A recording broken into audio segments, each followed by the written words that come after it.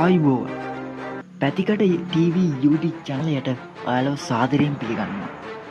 ඉතින් මේ වීඩියෝ එකෙන් ගේන්නේ ජපන් ජාතිකයන් කාලය ඉතුරු කර ගැනීමට යොදා ගන්නා පිළිවෙත් කිහිපයක්.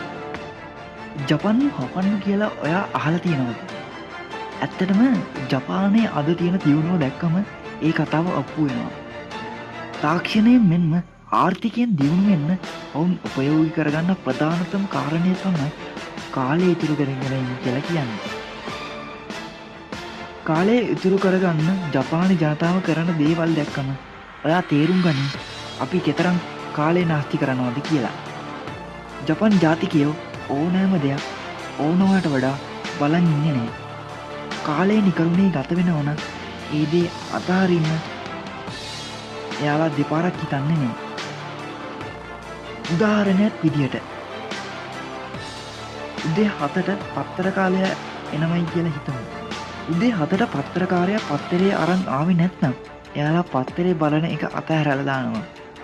ඒ වගේම ජපානයේ හැම මිනිස්සෙම Tamanට බාර දුන්න වැඩේ හරිම වෙලාවට ඉවර කරන්න ගොඩක් මහන්සි වෙනවා. අපේ රටේ නම් ලොකු පුටුවල ඉන්න අය කරන්නේ වැඩ පවරලා නිකන් ඉන්න එක. ජපන්නු කවදාවත් නිකන් කාලය නාස්ති කරන්නේ නැහැ. ජපානයේ කෙනෙක් උදේ 8ට එනවා කිව්වොත් උදේ 8ට එනවා. එහෙම නාවොත් එයාලා ඒ හමුවීම ප්‍රතික්ෂේප කරනවා. ඒ වගේම කාලය ඉතුරු කරගන්න ඔවුන් යොදාගන්න තවත් උපක්‍රමයක් තමයි පුරුදු වාහන සේවා භාවිතය. Tamanටම කියලා වාහන තිබුණා. ඉතුරු කරලා මාර්ග තදවදිය වළක්වා ගන්න ඔවුන් පොදු ප්‍රවාහන සේවා යොදා ගන්නවා. ඒ වගේම ජපන්නු තමන් කරන ප්‍රධානතම රැකියාවට අමතරව තවත් රැකියාවක නිරත වෙනවා.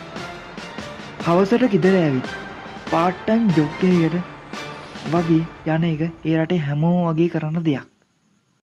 මේ නිසා ඔවුන්ට අවශ්‍ය නිින්ද ලබා ගන්නේ පොදු ප්‍රවාහන සේවා වල ගමන් ගන්න අතරතුරේදී. අනවශ්‍ය දේවල් කතා කර වටපිට බල යන කාලයේ ඔවුන් ඔවුන්ගේ නිින්දර කැප කර ගන්නවා. ගෙයක් ඇතුළට යද්දී අපි සෙරප්පු එළියෙන් ගලවලා යන්නේ. ජපානෙත් එහෙමයි. හැබැයි ජපන්නු සෙරප්පු ගලවන්නේ සෙරප්පු පිටිපස්ස ගෙදර පැත්තට හිටින විදිහට. ඒකෙන් ආපහු එළියට යද්දී සෙරප්පුව ප්‍රමාදයක් නැතුව දාගන්න පුළුවන් වෙනවා. බලන්න යාළුවනේ ජපන්නු විනාඩියක් ඉතිරි කරගන්න හැටි. ඒ වගේම ජපන්නු යම්කිසි දෙයකදී ප්‍රමාද වුණොත් ඔවුන් ඒ වෙනුවෙන් සමාව ඉල්ලන්න දෙපාරක් හිතන්නේ නැහැ. ඉතින් ලංකාවේ ජීවත් වෙන අපි වැඩ කරන්නේ හරිම අඩුවෙන්. රටක් විදියට නැති වුණත් වෙලාවකට වැඩ කරන හොඳ පුරුද්ද තමන්ගේ ජීවිතයට ලං කරගත්තොත් අපේ ජීවිතය පොඩි හරි දිනුවක් ඇති කරගන්න අපිට පුළුවන් වෙයි.